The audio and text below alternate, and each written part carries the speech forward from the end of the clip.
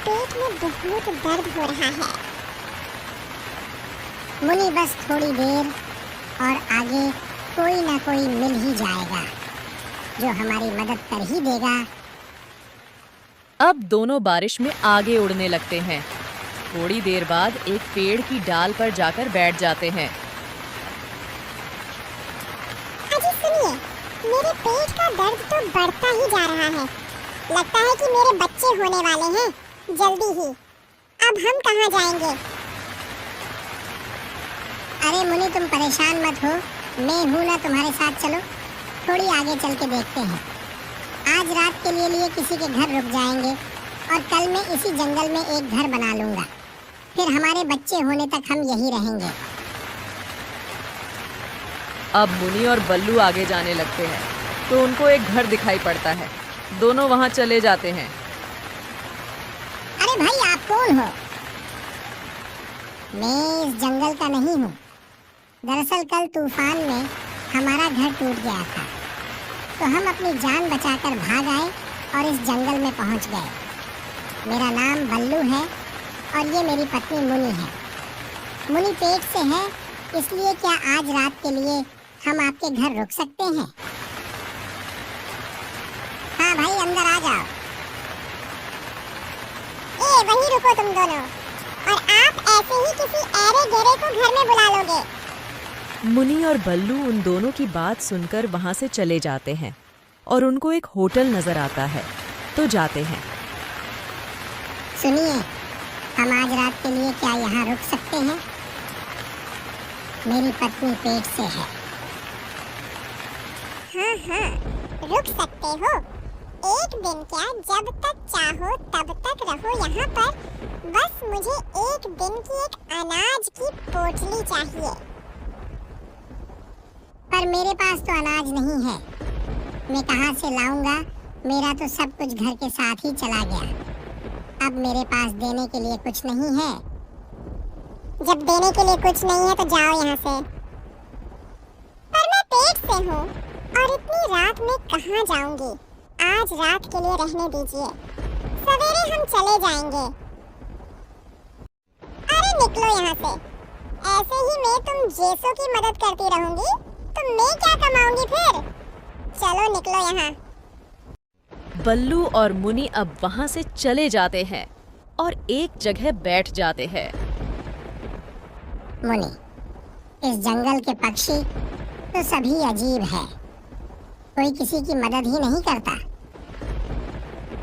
दोनों बातें कर ही रहे थे कि उनके पास एक कालू कौवा आता है।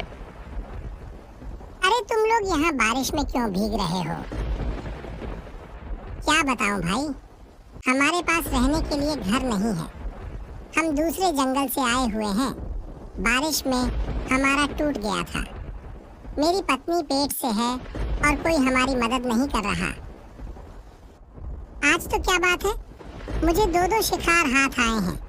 अब इनको अपने जाल में फंसाता हूँ। अरे भाई, तुम चिंता मत करो और साथ चलो मेरे।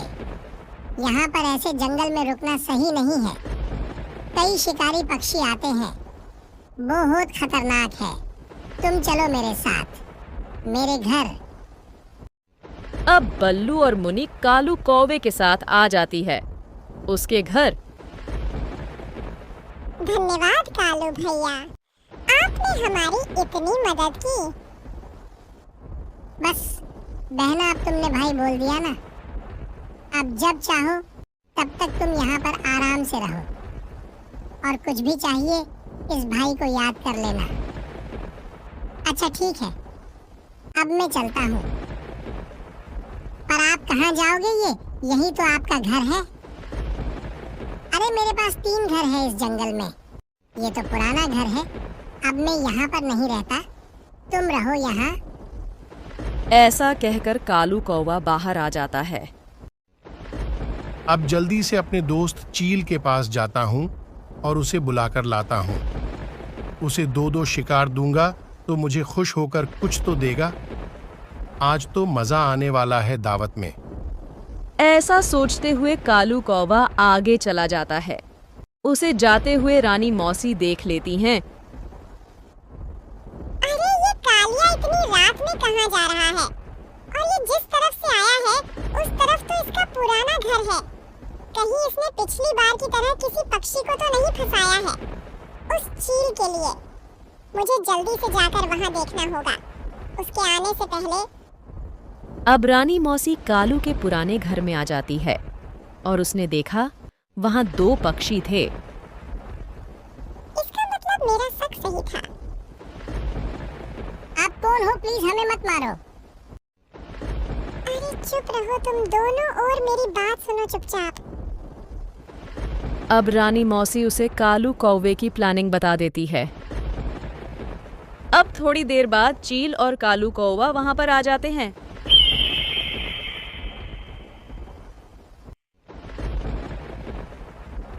अबे यहाँ तो कोई भी नहीं है।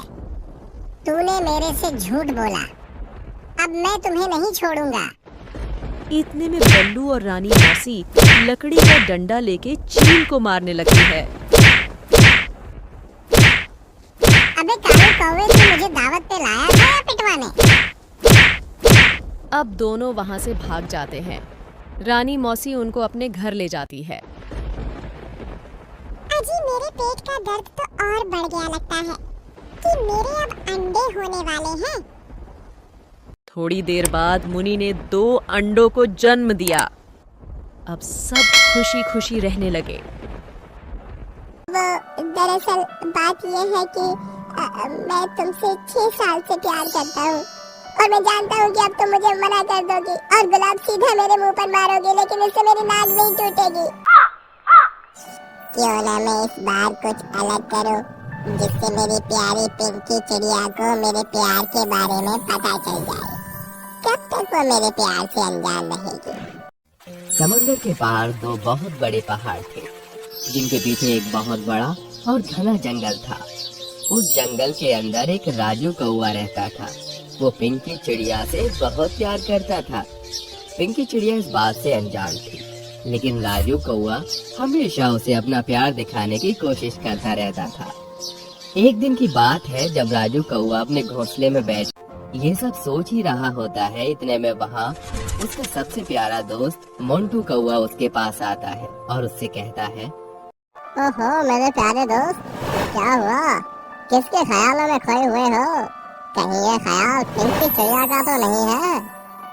अरे यार अब क्या तुझसे छुपाऊं? तू तो जानता ही है मैं पिंकी चिड़िया से कितना प्यार करता हूँ, लेकिन कभी खुलकर अपने प्यार का इजहार नहीं कर पाता हूँ। देख लेना कहीं तेरी पिंकी चिड़िया को कोई तुझसे उड़ा कर न ले जाए, फिर तू अपने प्यार को ऐसे ही समेटे रहना। अबे यार, यहाँ पहले ही डर के मारे हालत बुरी हो रही है और ऊपर से तुम मुझे और डरा रहे हो। कोई उपाय है तो मुझे बताओ, वरना यहाँ से 9-2-11 हो जाओ। अरे गुस्सा क्यों होते हो? मेरे पास एक उपाय है। अरे भाई तो देरी किस बात की है? जल्दी से मुझे कोई अच्छा सा उपाय बताओ। दरअसल वैलेंटाइंस डे आ रहा है।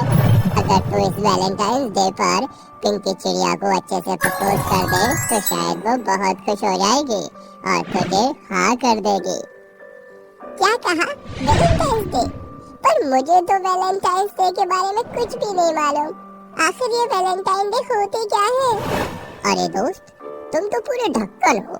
ये वैलेंटाइन डे बहुत खूबसूरत होते हैं। इस वैलेंटाइन डे पर कपल्स एक साथ अच्छा समय बिताते हैं, जिसके बाद उनका प्यार और बढ़ जाता है। और बाकी की सारी बातें मैं तुझे अच्छे से समझा दूंगा। पहले तुम एक प्यारा सा टेडी बियर लाकर पिंकी चिड़िया को दे दो। मोंटू कौवे के कहने पर राजू एक प्यारा सा टेडी बियर लेकर आता है, जिसके बाद मोंटू और राजू दोनों ही मिलकर एक प्यारी सी टोकरी में उस टेडी बियर को रखते हैं। जा मेरे भाई, अब ये प्यारा सा टेडी बियर ले जाकर मेरी भाभी और तेरी पिंकी चिड़िया को दे दे। देखना वो कितना खुश हो जाएगी। अगर उसने ये नहीं लिया तो मैं क्या करूँगा? अरे भाई, एक टेडी बियर अच्छी से अच्छी चिड़िया का दिल पिघला देता है। तू चिंता मत कर, तू इसे पिंकी चिड़िया को दे दे, इससे वो तेरी नाक नहीं तोड़ेगी। राजू टोकरी में टेडी बियर को ले जाकर पिंकी चिड़िया को दे देता है। टेडी बियर देखकर पिंकी चिड़िया कहती है, कितना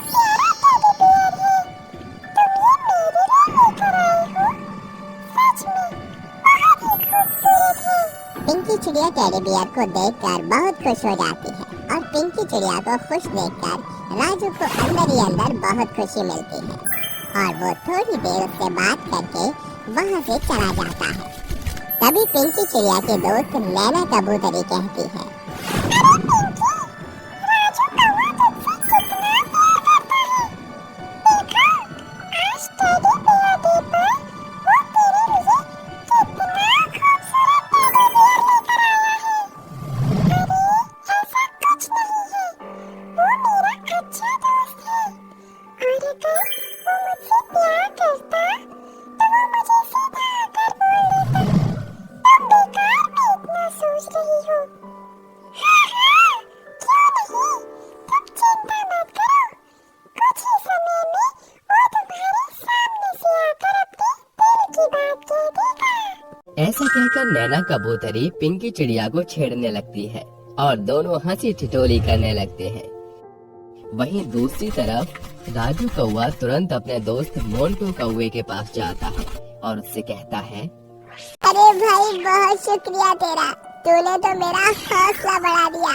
पिंकी चिड़िया टेडी बियर को देखकर इतना खुश हुई जितना मैंने उसे आज तक नहीं देखा। कहा था ना, ये प्लान काम आएगा, अब तो बस अगला प्लान सुन।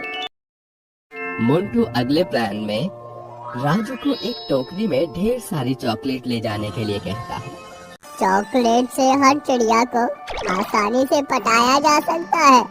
अब देखना, जैसे एक चॉकलेट पिघल जाती है, ऐसे ही पिंकी चिड़िया का दिल भी तेरे लिए पिघल जाएगा। ठीक है भाई, अब मैं ऐसा ही करूँगा। तुम देखना, पिंकी चिड़िया को मैं अपने प्यार में पागल कर दूंगा।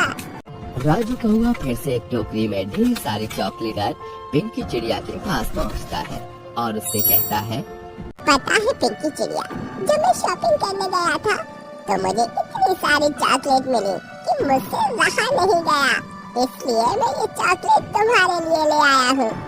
ये लो, खा लेना। जब पिंकी चिड़िया चॉकलेट देखती है तो उसकी आंखों में चमक आ जाती है और वो राजू को गले से लगाकर कहती है,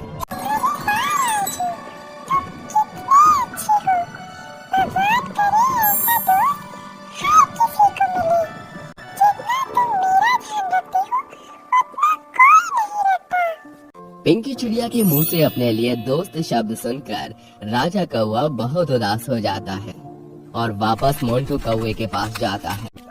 अरे यार भाई, उसने तो मुझे दोस्त बोल दिया, उसके दिल में तो मेरे लिए कोई फीलिंग्स ही नहीं है।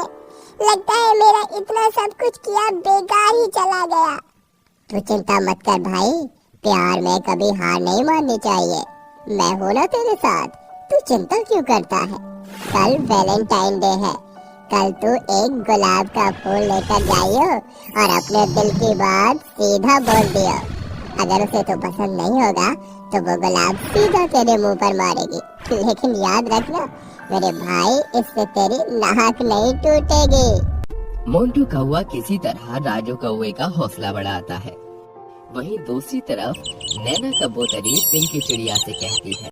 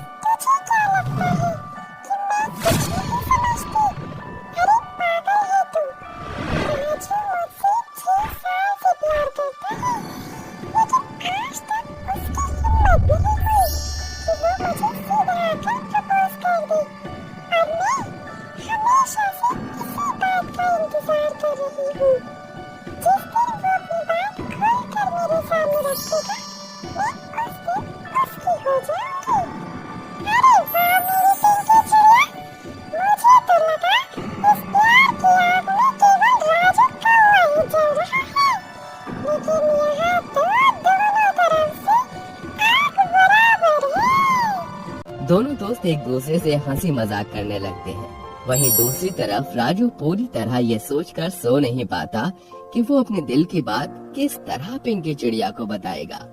अगले दिन सुबह राजू कौआ इस बार एक टोकरी में ढेर सारे गुलाब के फूल पिंकी चिड़िया के पास लेकर जाता है। पिंकी, मुझे तुमसे कुछ बात करनी है। हाँ राजू, बोलो। मैं तुम्हारी बात सुन रही हूँ। तुम इतना घबरा क्यों रही हो? वो दरअसल बात ये है कि मैं घबराओ मत, बोल दो जो तुम कहना चाहती हो।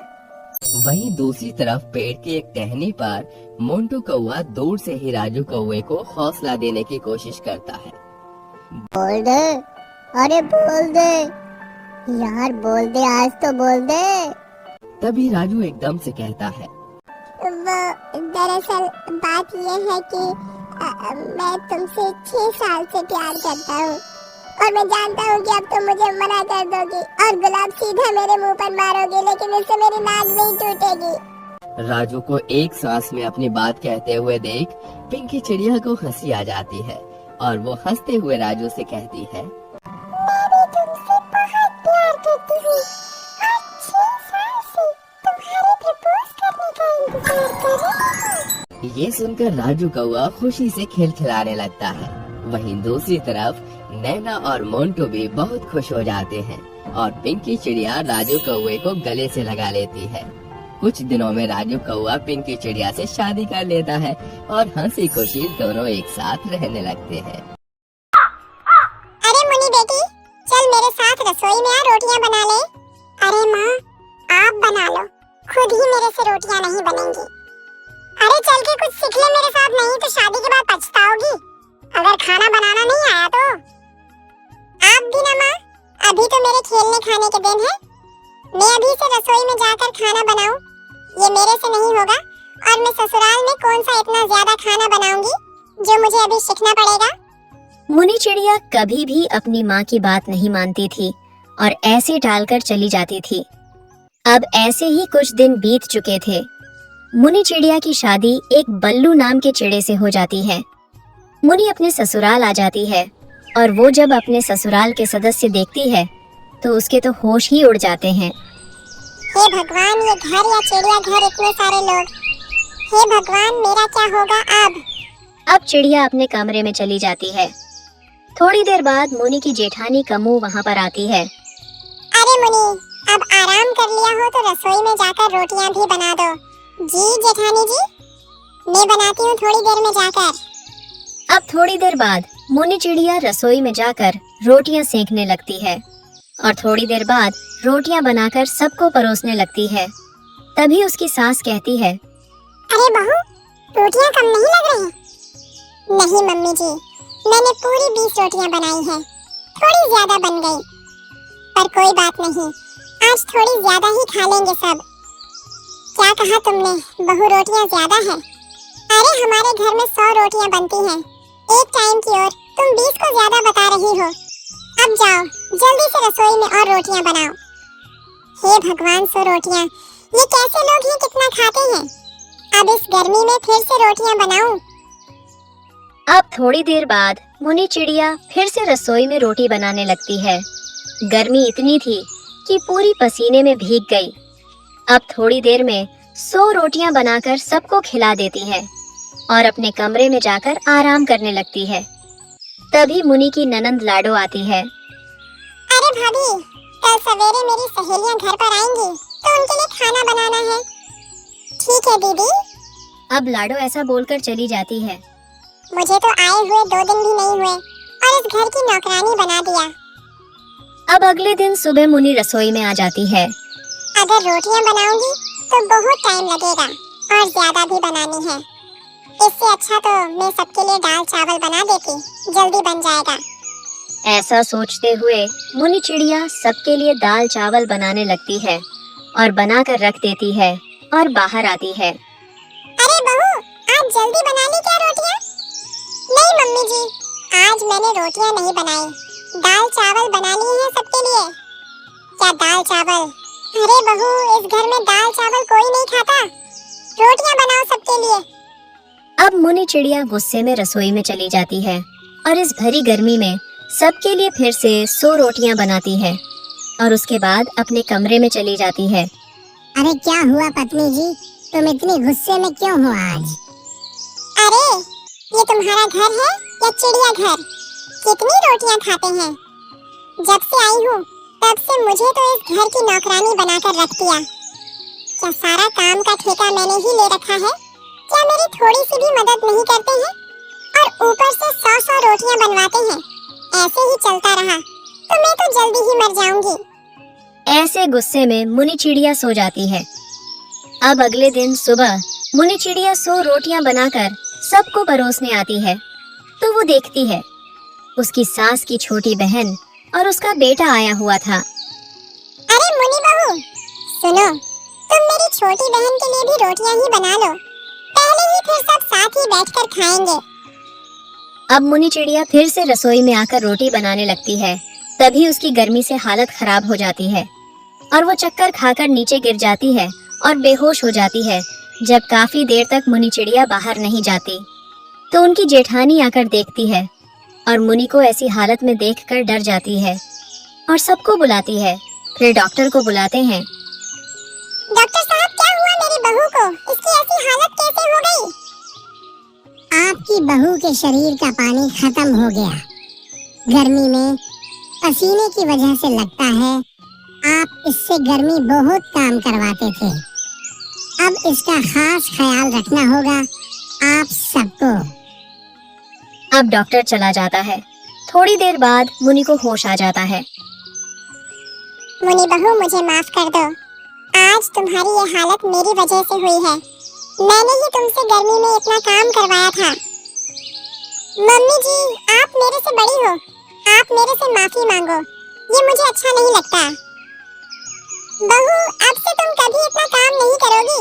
हम सब मिलकर थोड़ा थोड़ा काम बांट लेंगे और मिलकर करेंगे और खुशी खुशी रहेंगे।